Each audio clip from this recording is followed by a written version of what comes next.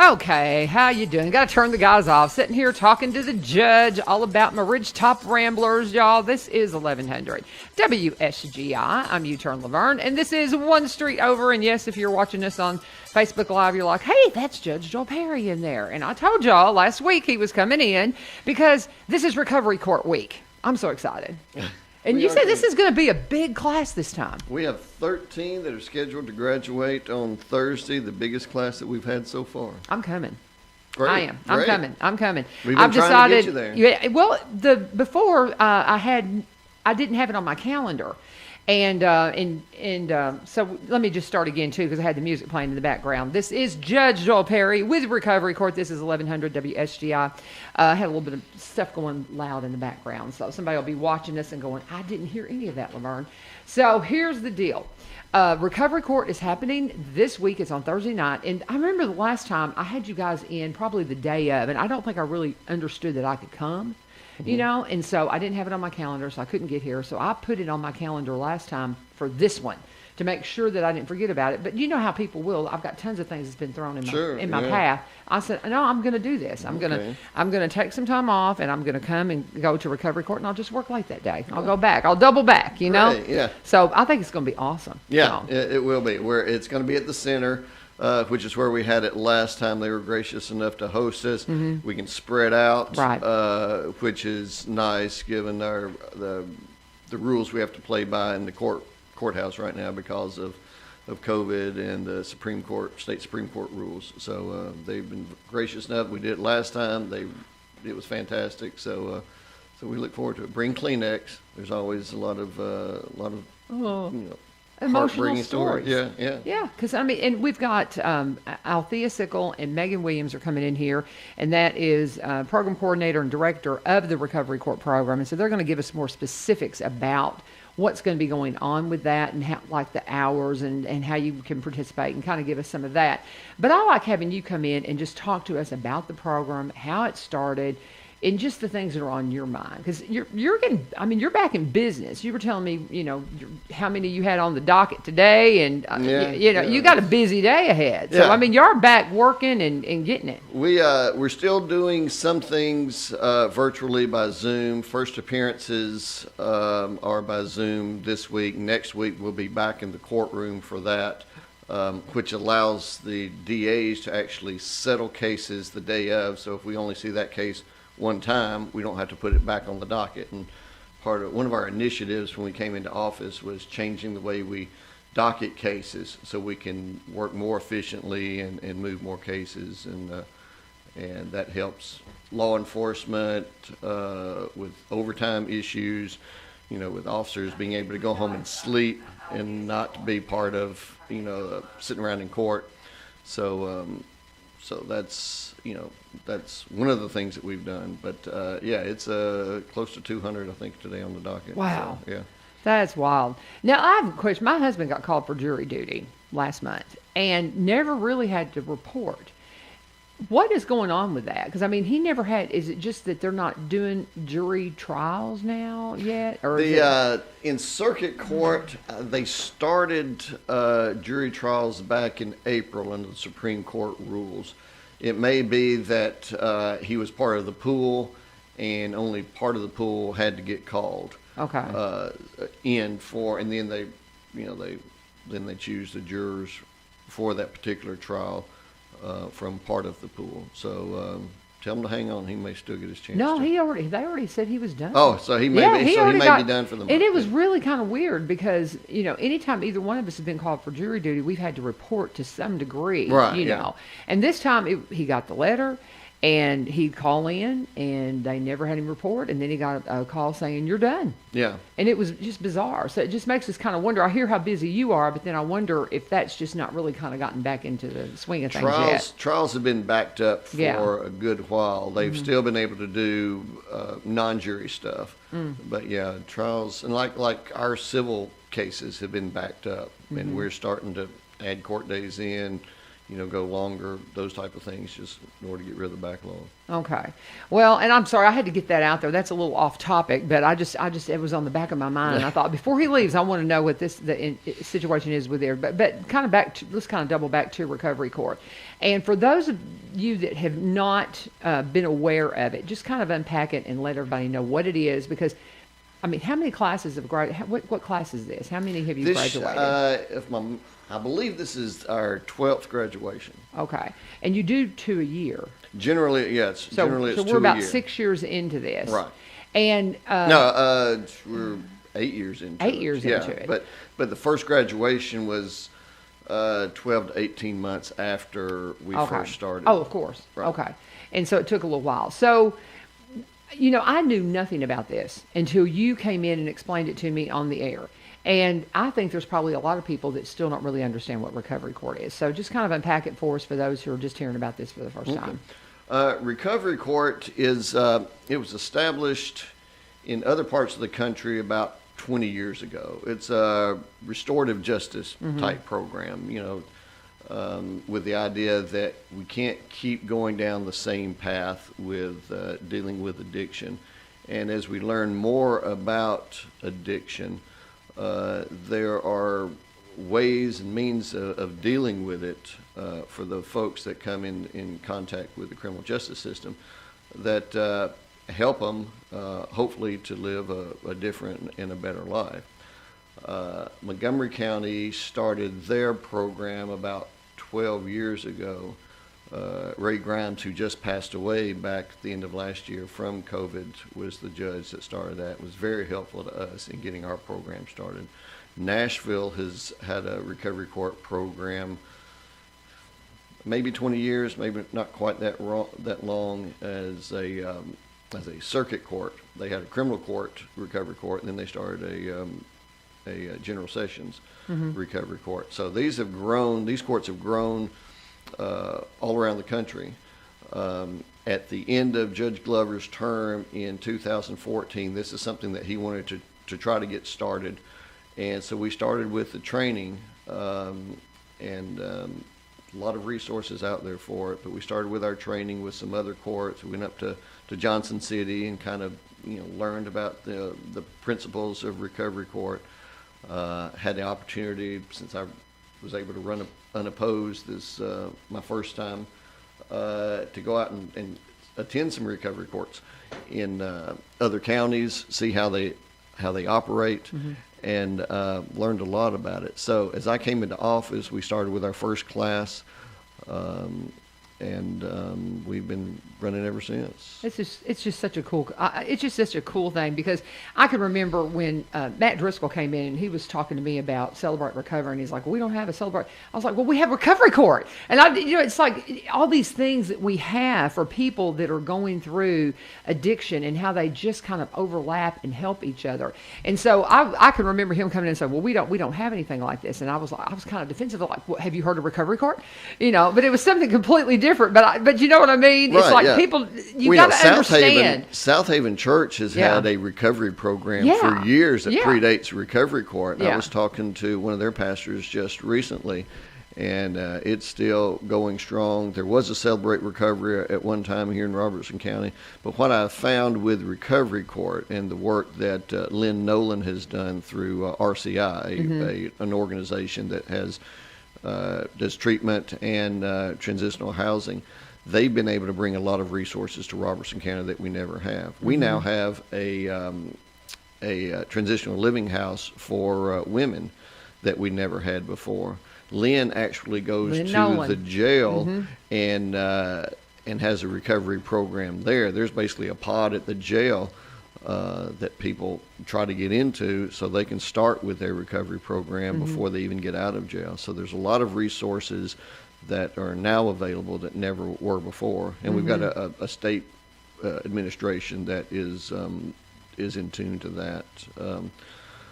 Governor Lee has been a part of Men of Valor for years and years. That's a program to bring men back into community after getting out of prison, started by a fella I knew from my church, who has since passed away. But you got to have a heart for that kind of kind of stuff, and that's what we're seeing more and more of. Well, and we do have 2 Celebrate Recoveries here now. I have at Epiphany on Tuesday night and then at Springfield Baptist on Wednesday night. And we're getting ready to start one up in Madison. And so as I'm learning more about this, you want to be a part of it because it's just all of these recovery programs, this is how you go to people, meet them where they're at, and give them some help. Because I've heard you talk about when you have generations that have come before your court. Yeah. I can't imagine how helpless you would feel if you didn't know there was another way. Yeah. So. Yeah, you assume, at least I assumed, that everybody's raised the way I was with 2 parents and church every Sunday and Wednesday, and there's so many people that struggle just growing up. They have parents that use. They don't know any different life. Right. And to be able to help people see that there's another way is the most gratifying work I've ever done. Yeah, and you just work for a little while with people that are homeless or in recovery, and you find very, very quickly that so many were introduced to drugs through their parents, and that just seems impossible. Yeah. But it's more and more common all the time. Yeah. So, or through an accident, like a work injury. Oh, yeah. That's, West Virginia blew up because so many coal miners had work injuries, and they were being prescribed oxycodone or OxyContin. And some of these drug companies knew that their drugs were addictive, looked the other way, knew that so many more were being prescribed in a small town than was necessary, and they looked the other way. The Sacklers and Purdue Farmer and some of those companies, and they're being sued now, and there's settlements that are in lawsuits that are going on all over the country because of that type of behavior. So. How are we doing with that in regards to people who pharmacy shop, and are we doing better at that in putting that down? Yeah, that's doctor shop and right. Where they know they can get their stuff. That has improved. The legislature here in Tennessee and across the country have put together programs. They have lists, so they will know if you're shopping at different locations. There's a registry, so that has improved. But what happens is then people that are addicted will then turn to heroin. So heroin has exploded. Methamphetamine has exploded. Fentanyl. I was listening to a news story this morning. Fentanyl seizures coming across the Mexican border have increased 230%.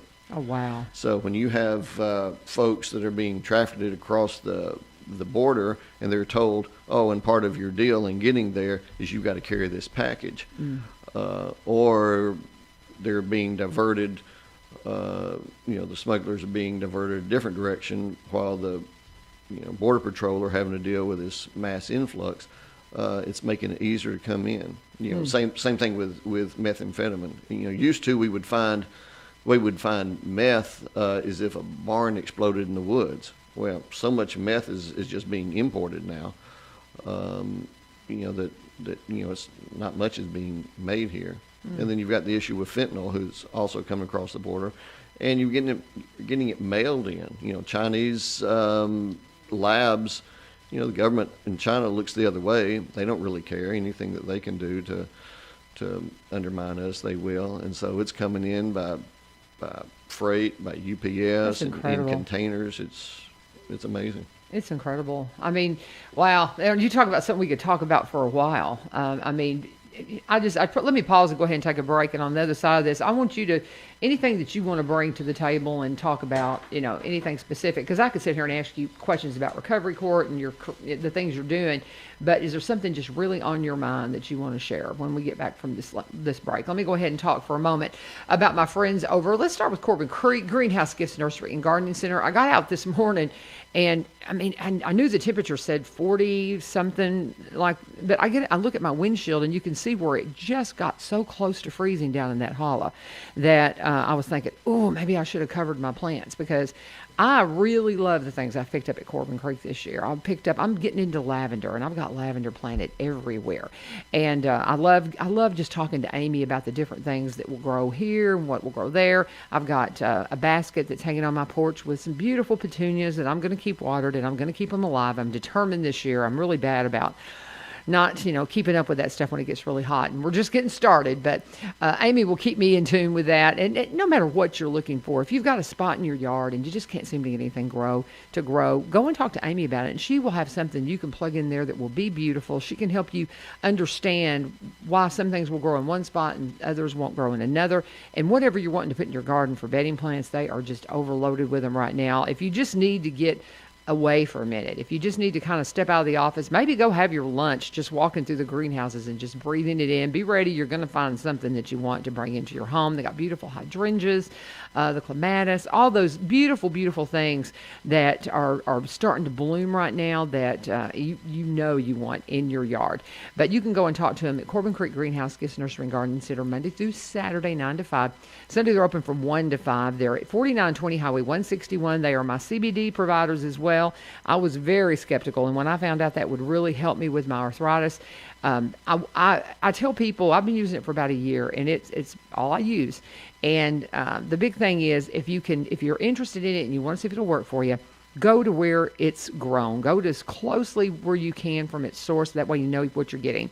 And that's what you're going to find at Corbin Creek, because that's the plants that Bill grows. That's what's turned into the oil that you have right there at the store. And then the topical, they make right there in the house. So you can't get any closer to the source than Corbin Creek Greenhouse, Gifts, Nursery, and Gardening Store, 4920 Highway 161. Again, Monday through Saturday, they're open 9 to 5. Sunday from 1 to 5. When you get by there, please always tell them that U-Turn sent you. And getting back into the show, my friend, Judge Joel Perry, and doing the good work. I mean, what you're doing with Recovery Court, I know you talk about the people who went before you and really helped get this thing going, but man, you've really given it some great life, and you've done a good job.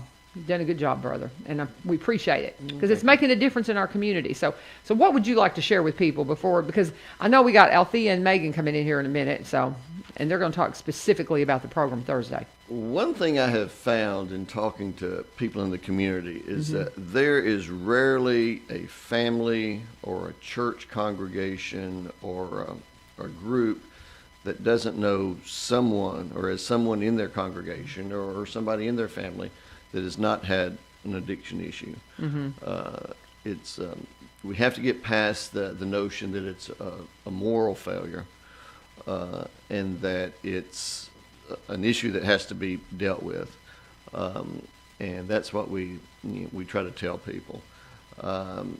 In Robertson County, we have the recovery court that we have not only deals with opioid addiction, but it's also alcohol addiction. We have people on alcohol track. We have a veterans track for folks that have been in the military. We have a mentor that's involved with that. But the program is to help folks, and we're limited by just budget. We have plenty of people that would like to be in it that we just don't have room for. With this class graduating, we will have more room for more people. But it's a program that's helped a lot of people. We had, last graduation, we had 2 women that had babies while they were in the program. Oh, wow. And the average cost of a drug-addicted baby is about $70,000. Incredible. $140,000, that's more than we spend, a year in the program. So just, having 2 babies born that were not drug-addicted, is a cost savings to the community, through the health care that's provided for them, because most of these folks don't have insurance. But it also, saves lives, and particularly with these children, they're born without that addiction that they, would otherwise be born with. The cost of the program is provided through a state grant, through court costs that are come from not only people that come to our court, but it's also that every drug-related case in the state has a court cost that's attached to it. And for those counties that don't have recovery court, their money is divided out to counties that do. So actually, before we had a recovery court, the money that we were bringing in was going to another court. Oh, wow. Now we are getting money from other counties, and we appreciate it. We wish they had recovery courts, but we appreciate, the fact that, we're getting that. And the participants that are in recovery court, they have essentially probation fees. Everybody has to have skin in the game, through, stimulus checks, that type of thing that happened, over the course of last year. It was easy for people to maybe sit back and not have to work. But we insist part of being in recovery court is you have to have a job. So we had to have that conversation with some folks. Well, I got my stimulus check. Well, no, we got to have a job. We're learning what life is like in recovery, and a lot of these people never had a job. So we're teaching some of those skills, and Althea and Meagan do a great job in classes that they have set up, group meetings. One of the things about COVID has been tough for a lot of recovery courts, a lot of places, is that loss of connection. They say addiction is about isolation, and the opposite of that is connection. So part of that is being in an NA program, an AA program, going to group meetings. We have a young lady that graduated our last class who has started a alumni group.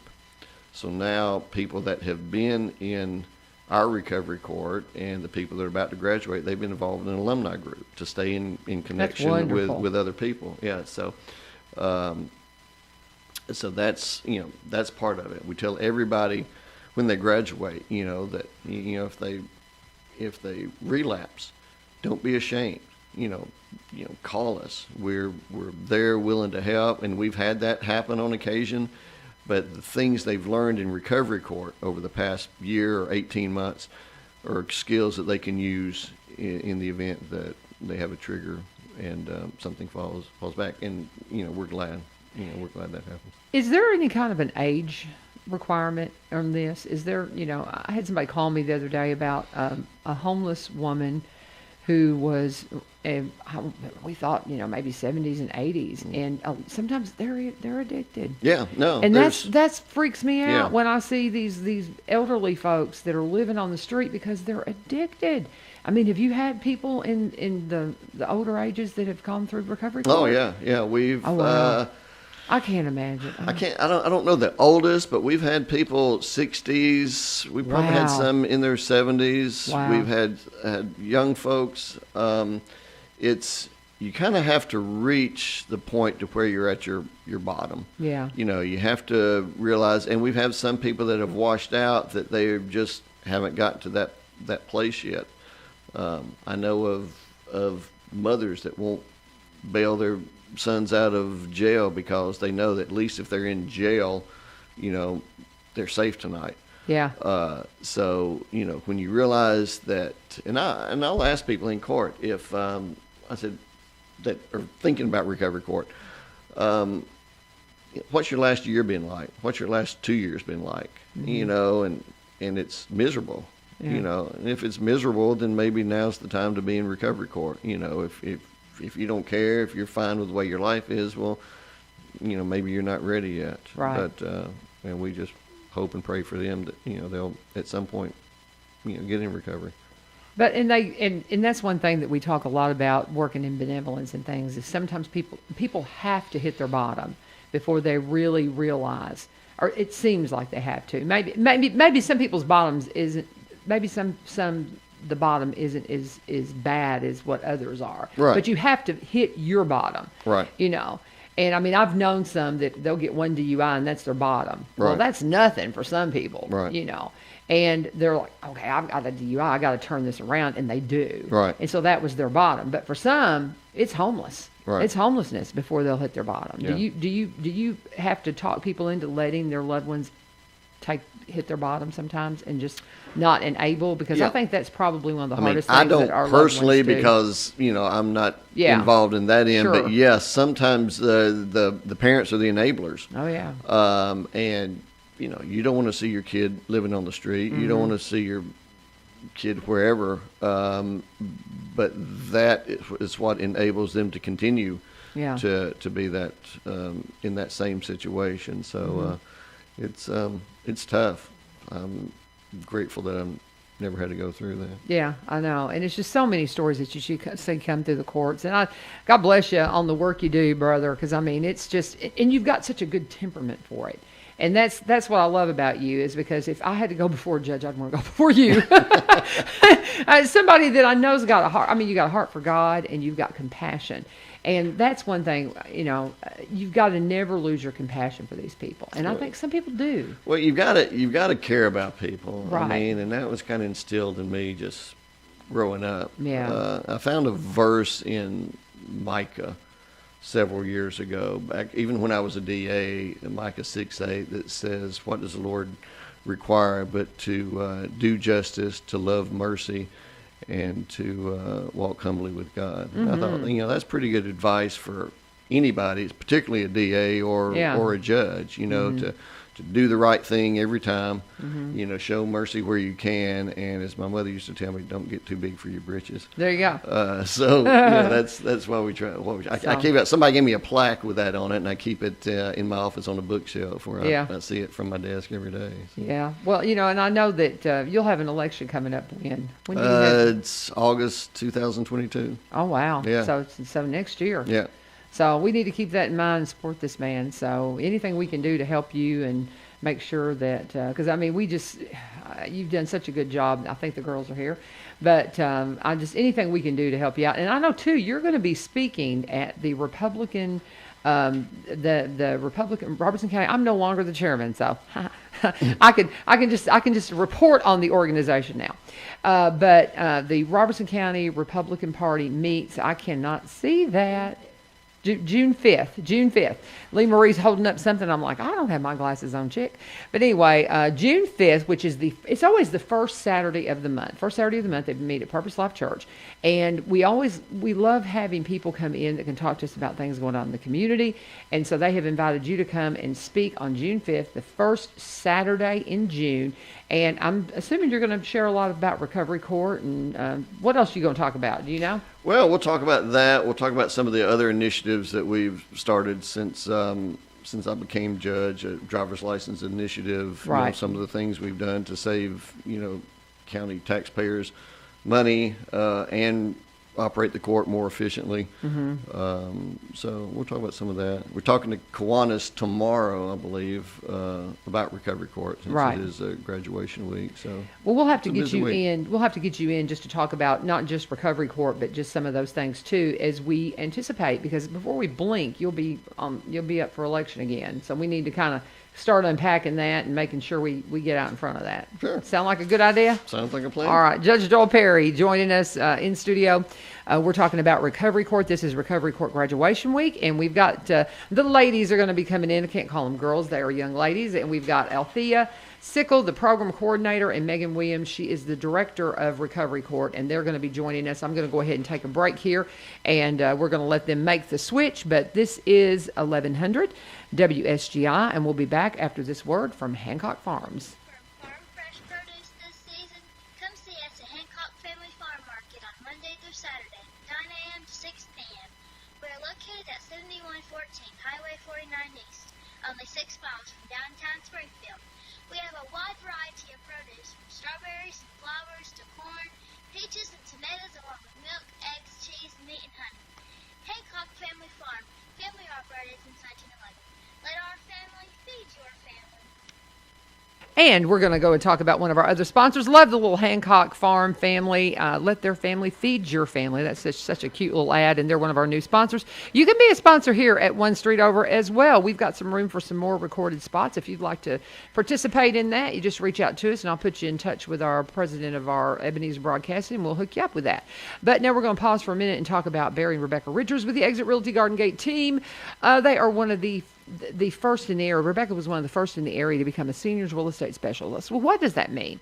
If you're a senior and you sell property, there are some implications involved that you got to know what to do with that money. I've got a friend of mine. She's got some property for sale, and she didn't even want to sell it because she doesn't want to deal with the tax implications. And so Rebecca's been specifically trained to help you with that and help you understand what you need to do in that situation. Well, Barry, her husband, he's came out of a marketing background, and he has always been there to help her with the marketing end of the business. But now he left the marketing a few years ago and went full time with her. And so when you get this team, when you get Barry and Rebecca Richards on your team, you've got a team that's got all the legalese part of it, and then you've got the marketer that can make sure that your property is seen in the best light. Because whatever side of the sale you're on, whether you're selling or whether you are buying, you want to make sure that you have all the knowledge you need and that you're in the right position. Because if you're a seller, it's a seller's market, but what they'll tell you is you better be ready to move because your property is going to sell very quickly, and you've got to make sure too that you understand what's going on. Some people will get into bidding wars over property, and I mean, you gotta have somebody that understands this stuff. And if you're a buyer, you got to make sure that you get pre-qualified on the front end, because if you don't, you're going to get out there and you're going to get your heart broke because your property the property that you want is going to sell before you can ever get your paperwork done. But they are the whole package. They are my friends, Barry and Rebecca Richards with the Exit Realty Garden Gate team. You can connect with them very easily at sellwithbecky.com, sellwithbecky.com, or you can go over to BUYRobertsonCounty.com, see all their listings. Remembering too that while they specialize in Robertson County, they also buy and sell in the surrounding counties, and they can buy and sell across the state line up in Kentucky. So they've got the whole package for you. That's Barry and Rebecca Richards with the Exit Realty Garden Gate team. When you get by there and see them, always be sure and tell them that U-Turn sent you.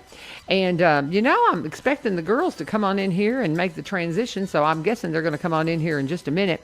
But if you're out there listening, ladies, it's time for y'all to come on in. I need you in here in your seats. We're talking recovery court.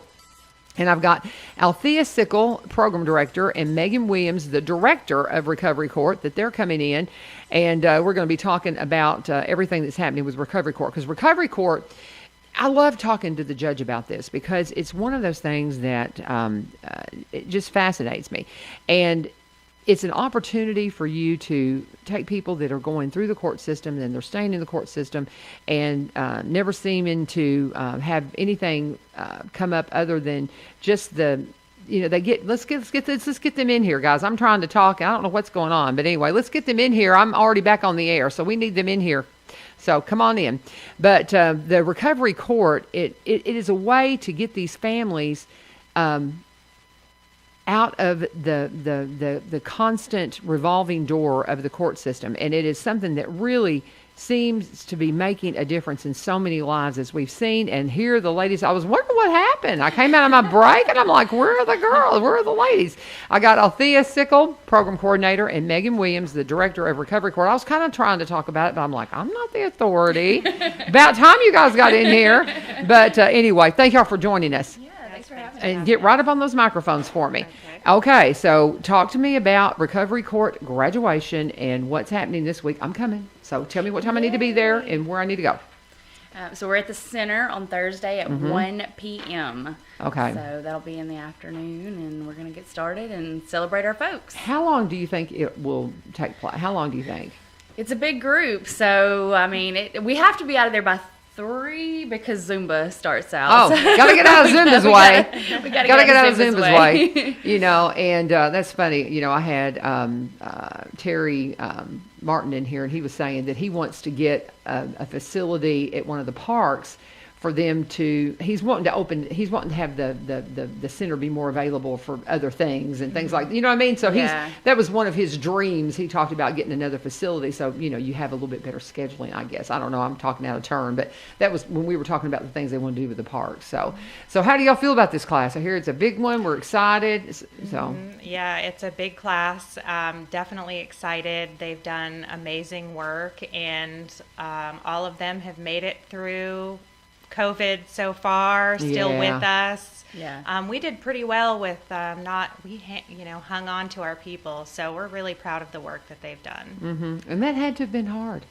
Oh my goodness! I mean, did you do a lot of Zoom and Yep. All those? We live on Zoom. I know everybody does Yeah. now. I've got Yeah. I mean, it's just part of our lives, and I don't see it going away anytime soon. But are you able to do some in-person classes now? Some, or are you doing pretty much Zoom now? We aren't doing any classes personally with our recovery court folks. We do everything over Zoom. We are having court in person. So yeah. there's been a couple times during the last, a little over a year now, where we were not able to meet in person, and we tried to be creative. And I know the last time we were here, we told you about how we did drive-through court in the General Sessions parking lot, Yeah. so that we could still have face-to-face contact and maintain social distancing and not have a big group of people together. Uh-huh. So that was really innovative, and we got that idea from another recovery court in Tennessee. We were really forced to think outside of the box and be creative, and our folks, albeit probably grumbling a little bit at certain times, they rolled with it.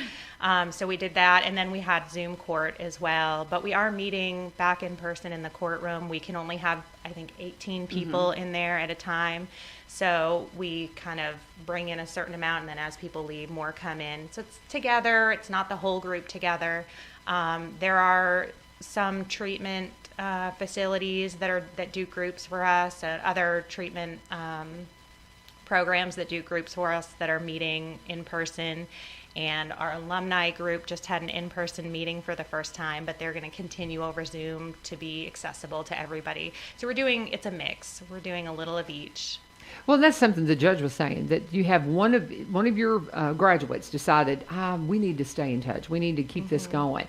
Was that her idea all on her own? Did somebody seed that with her, or just? We have been talking about it. So there's other recovery courts that do that, and the goal for increasing people's chances of success in long-term recovery is to maintain some sort of connection over time. And we find that the people that do really well long term are the people that find ways of staying connected with some kind of recovery base. And we encourage people to do Celebrate Recovery and NA and AA, and there's Cocaine Anonymous and Heroin Anonymous and everything you can think of, all different types of meetings. And our group of people, they've all gone through this program, so they have something special in common that nobody else has. So we love the idea of them having a place where also people that are kind of just about to graduate can hear from people that have graduated and what were the challenges that they faced.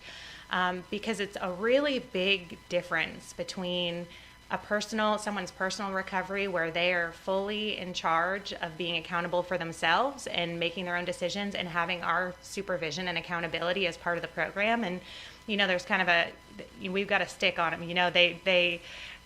They could potentially go to jail or get sanctions, and we do that to try to incentivize so that they have some incentive to remain in recovery long enough that they can see the benefit of it. Right. And then, of course, the hope is that they buy in and stay in.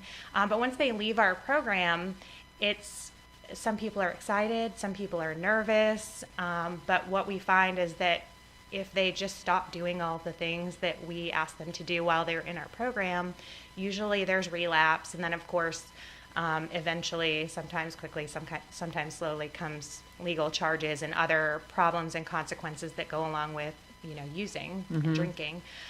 So this is kind of a bridge. Having the alumni group is a way for them to stay connected with people that went through something very challenging and intimate that they don't really have in common with a whole lot of other people, to be able to learn from each other and share with each other and talk about challenges and successes and achievements and just stay connected. That's great. I love it. I just love this program. Everything I hear about it, I had mentioned to the judge whenever Matt Driscoll first came in and started talking about Celebrate Recovery, I was like, well, we've got Recovery Court. I didn't realize how all these things just kind of overlap and just are so beneficial. And I've been watching Celebrate Recovery over at Epiphany, and we're going to take it to Madison, And I know you've had some associations with what we've been got going there, and Lynn Nolan, and just all these different people that I'm just going, I didn't know this was going on. All this stuff people have no idea of the things that are happening just under the radar that is changing our communities. And I mean, really affecting great change, wouldn't you say? Yeah, absolutely. And there's enough work for all of us too. Yeah, exactly. Get busy. Absolutely, Get busy. absolutely. That's what I think I love about the overlap is because I mean the people that Celebrate Recovery are reaching aren't necessarily people we're able to reach, or even at the same time. So it really is. It's a community effort. It's a collaborative effort. So. And then you'll find people at Celebrate Recovery. It's like, oh, I went through recovery court. It's great. Absolutely. And, and that's what and that's absolutely. What maybe they got into Celebrate Recovery or one of these other programs while they were in the recovery court because they had to go. Yes. They got sent. And then they're like, oh, I think I like this. I like this. This is a good Absolutely. thing. This is a good thing. So when you go to get your paper signed, and so you're like, but you just might find that it's exactly what you're looking for. Absolutely. It's so cool. Yeah. So are there any stories that you're just really excited to see come to fruition at this graduation on Thursday that you can share with us, or are you just going to save it all for graduation? Can you give us kind of like some seeds? Because I know in your mind you've got somebody you're like, man, they're going to graduate and it's going to be awesome, and it's just a great story. Do you have anything that you can? Scanning back over, we have so many graduates, and sometimes when I think about who's graduating, it's a big blur, especially the week of graduation, because there's so much going on. Yeah. I have one. We have one that's supposed to be taking her cosmetology license tomorrow, so she can be excited to kind of announce. We'll see. Thursday it'll be a surprise. Yeah. But she's so excited, and I think that she has an interesting story that she's going to share. But that kind of got put on the back burner for her because she was in the throes of her substance use disorder. So she's gotten back in school and kind of gotten that going back. So she's going to be able to announce Thursday. I guess if she includes that, that'll be part of her story, but that's been cool for her. Because y'all share testimonies there at that. And I think that people, if you've never sat and listened to people, that's one thing I've loved about Celebrate Recovery is listening to people's stories and hear these testimonies. It's just breathtaking. And it just makes you just so grateful for everything you have. It's like the judge and I were talking, how you forget that not everybody gets to grow up in a home that's stable, and you go to church and you have parents that love you.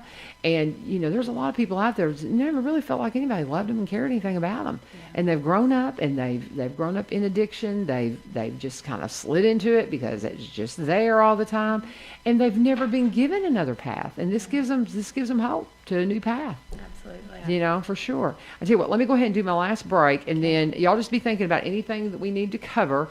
But we've got Althea Sickle, Program Coordinator, and Meagan Williams, the Director of Recovery Court. Did I get all that right? I finally know how to say your name. And I don't know why. It took me so long. But anyway, I finally got it. But anyway, so we've got the ladies in here talking to us about Recovery Court. But before we go any further, I need to tell you about my friends over at Rosselman Buick GMC. Did you go and look at anything this weekend? Did you have an opportunity to go and check out your new ride? Weekend seems to be a time that a lot of people like to go car shopping. Well, that's good because they're open Saturdays, 8 a.m. until 6 p.m. Their service department's even open until noon on Saturday. But they're a well-rounded dealership. Whether it be new, if you're a new car person, you like that new car smell, you want that car to go in your driveway when it's got like 10 miles on it just because you've been test driving it, they can hook you up. They got great selections from GMC and Buick, and can't say enough about the Sierra, the most popular truck out there right now because of that crazy tailgate, that 6-function multi-pro tailgate that's like the Swiss Army knife of tailgates. Everybody wants that truck for that tailgate, and you can admit it. It's okay. The trend, too, is not really for cars, but for some kind of sports utility, an SUV, small SUV, and that's what you're going to find tons of stuff from Buick. Beautiful stuff. And Todd said that the trend has been, if you've got very specific things you want in a new car, you've got a particular color, a particular interior, bells and whistles, come in and order it. Come in and order it so when it comes off the truck, it is yours. And that way you don't have to go hunting. And for some people, they'll buy a brand new car, they'll drive it for a year or two, and they'll turn it back in. Still has factory warranty on it, or it will qualify for a certified pre-owned. They have those too. And that's an opportunity for somebody like me. My budget works better with pre-owned. So if that's where you live, then they can hook you up as well with certified pre-owned that goes through those multi-point inspections, or get some cars that come in with still factory warranty on them. All kinds of leasing and financing options available. You can start your application process online. Go to RicelmanBuickGMC.com, and that's where you can see all the cool stuff. One of my kids used to take pictures of cars and video of cars. That's how he put himself through college, and put those up on the website.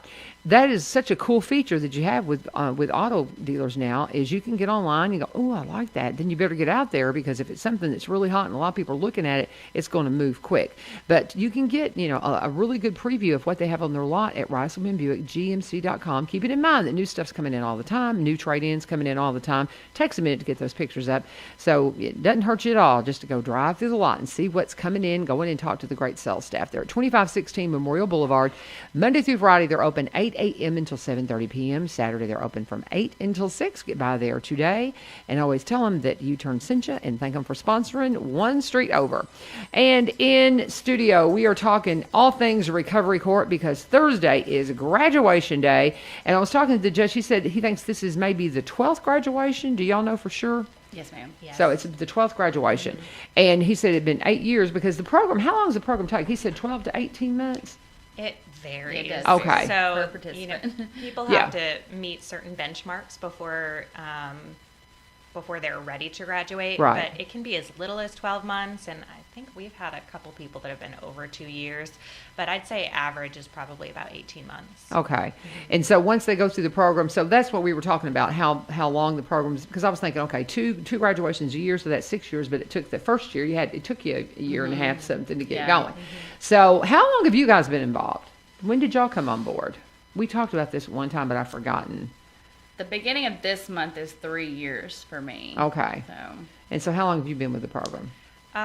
It's been probably 3.5, a little over 3.5. I started on, a very limited basis initially, part-time, and kind of stuck with that. I was employed with Recovery Community and worked with them for a few years before I came on with Recovery Court full-time. Yeah. So I've been with Recovery Court full-time for about a year, Right. almost exactly a year. And see, that's what just shows the possibilities is because, we went from this program that was just running with part-time people, keeping it going, and now you've got two full-time staff members, and I think that you'd love to see it grow to where y'all could bring more people in. Would I say that would be true? So absolutely. They want help.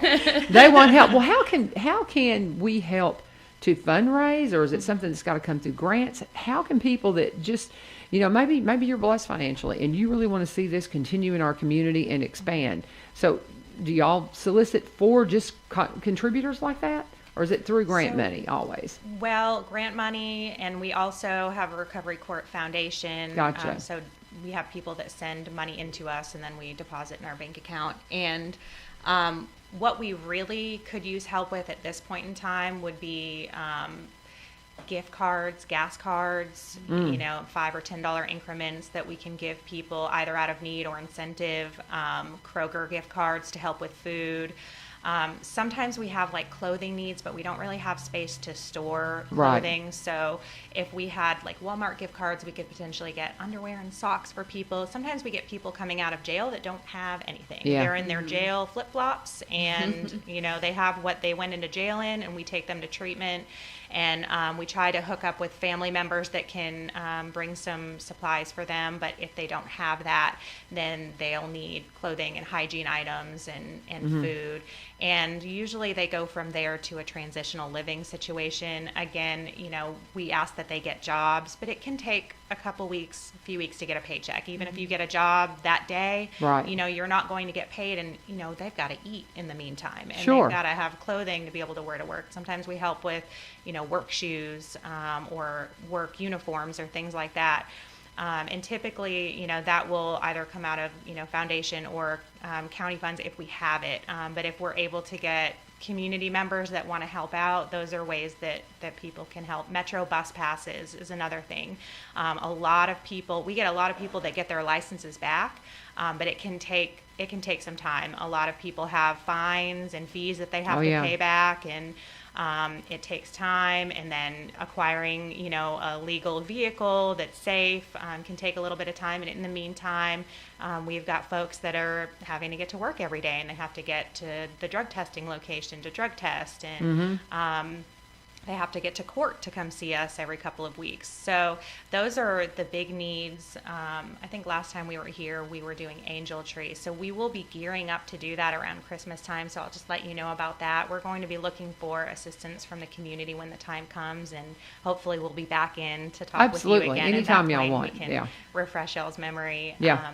But yeah, those are the big needs now. Is there anything else that you can think of? We talked last week because we were trying to process what we should talk about, like needs and things. One thing we see is that when our people are getting ready to graduate after they've been in the program for 18, 24 months, housing is an issue. So I think what we would like, if there are people, landlords, people like that who'd be willing, sometimes there's credit and there's also criminal background things, but if they would be willing to go off of like us validating, the individual and how well they've done, that's a real issue that we're seeing is people. There's just housing is so stretched thin. Yeah. Can't it really pass the background checks and often not the credit checks. And the thing is they've usually been living in a transitional living house where we've been monitoring them paying their rent for a period of time. And, it's anywhere from 90 days, sometimes a year or more than that, where they've been paying regularly. But, working on credit usually is something that comes a little later. Some of our folks are working on that, but, the initial priorities are, taking care of very, very basic needs. And then those are kind of longer term recovery things that they work on. But they can't live in a halfway house forever. And we find people that are doing really well, that have stable employment, that are doing all the things that they need to do. They've completely turned their lives around, and there's really not anywhere for them to go besides a halfway house because they cannot find, and they're putting in application fees over and over and over again and surrendering those. So $35, $50 a pop just to be turned down. And it's very discouraging for someone who's put a lot of work into turning things around. And it seems like the doors just don't open. And, we have one girl that's living in it's a weekly situation. And of course we did a home visit to make sure it was safe, but she's paying quite a bit, substantially more than what a normal monthly rent would be, because they were the only ones that would allow her to come in without passing the background. And she's in great standing in our program. She does everything that's asked, and we ask a lot of them. This program is not for the faint of heart. Our folks have to really want it. There's great incentives involved, but it takes a lot of hard work, and they do it. The people that make it through our program, they're doing it. And I hear this so much, and I hear this from people who we deal with at our benevolence center, who come in and your heart breaks for them because they're so frustrated because they can't find affordable housing, they can't pass the background checks, and I mean. The appeal is if you are somebody that owns property, man, maybe this is your calling, is to have property that is available for people, and this just take the redemption, code and say, you know what, you have done the work, and I'm going to forget the background check, but it's in the private housing because you're not going to get it into the apartments and things like that because the bigger apartments, they have their policy and it is what it is. Sure. So we need property owners that have houses that will take a chance on these people, give them an affordable rent. If you can afford it, I mean, I understand you've got your investments and all that, but if it's just an investment for you, I mean, really, take it into your heart to say, I want to be this bridge for people.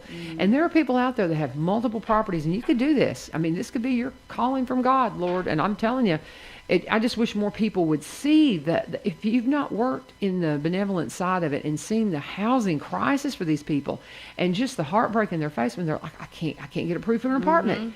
It is insane. And I really wish we could figure out some way to fix it. I do. And y'all, if somebody's got the answer, come on, let's talk. Because, I mean, it is a crisis. Yeah. A huge crisis is the housing. And I totally get that. I totally get that. So anytime if you come up with some good ideas, come on, and we'll start banging the drum around. Yes. But I tell you, we've got just a few minutes. Anything that we're missing that you want to talk about the program before we just kind of reiterate what's going on Thursday and all that? Anything that you just want to unpack for them and just say, pay attention? Well, I'll tell you that about 30 minutes from now when I leave, I'm sure I'll remember what the thing was that Of I was course. supposed to say. Well, write it down and keep it in your notes for radio, so you can just pull it up and you'll have it next time. You guys are just beautiful. I love that you love what you do, and it's so obvious when you come in. And I got a phone call from them with the judge, I don't know, a couple of weeks ago, telling me, I'm like, it's on my calendar, just calling, and y'all were just giggling in the background, you were having fun, and I just love that because you're making a difference. Right? Yes. Isn't that fulfilling? Absolutely. Oh, gotta be, because you're making a difference. That's just a beautiful thing. Okay, so unpack it. Anybody that wants to, is there going to be a cutoff of how many people can come and be there on Thursday? Do I need to get there early so I get a seat? I don't think that will be an issue. They have a lot of, it's a really big space, and I think we had 125 people there, and we have them set up lots of extra chairs. Good. So there's many, many more than 125 chairs, and there's bleacher seating, so there's plenty of space. We'll have hand sanitizer. And, Sure.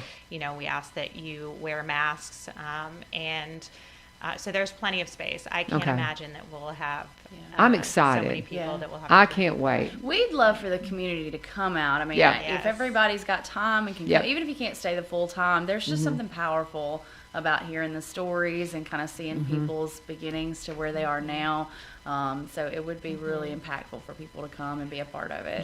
I'm going to work late that day, so I'm going to come and take a very long lunch, late lunch, and then go back and just finish my work. And we'll have snacks. Grain and Honey is providing snacks. Oh, so Grain and Honey. yay. Oh, Yes, I we know. love them. good stuff. Oh, my word. So there you go. Incentive to come. There you go. Grain and Honey's going to be there. So that's great. But it's all happening at the center. This is Recovery Court, and graduation. Did we say it's the 12th one? Yes, ma'am. It's the 12th one. So you guys know, I think that's just fabulous. And these happen twice a year. The next one will happen when? October. In October. And so this just needs to be on your calendar. You need to hear these stories. It's one thing I've learned going to Celebrate Recovery. I can't get enough of these stories.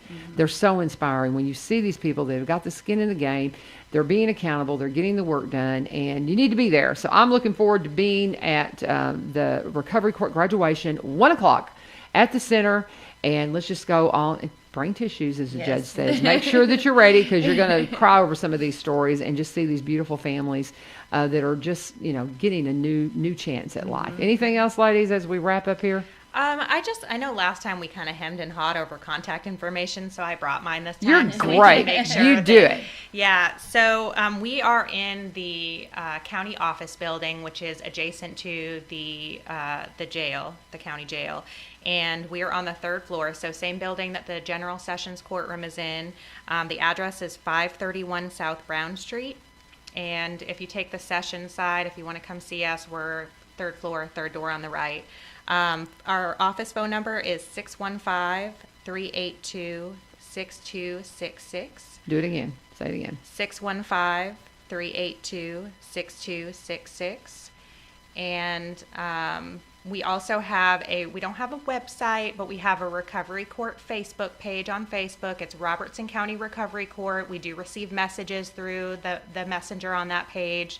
And we also post information about events, sometimes local job listings and things to help our participants and things like that. So you can also reach us through our Outstanding. Facebook site. Thank you. Thank you so much. Thank you. Althea Sickle and Meagan Williamson, and they're all part of Recovery Court. We had Judge Joel Perry on earlier. Be there Thursday. I'm going to be there. It starts at 1 o'clock at the center. You will be inspired. Thank you for joining us. We've got Aaron Spradlin coming on tomorrow, right, Lee Marie? Talking about the trafficking problem. And just if you've never heard him, wow, he's a fascinating guy. And he will have the hour with us tomorrow here on One Street Over. This is 1100 WSGI.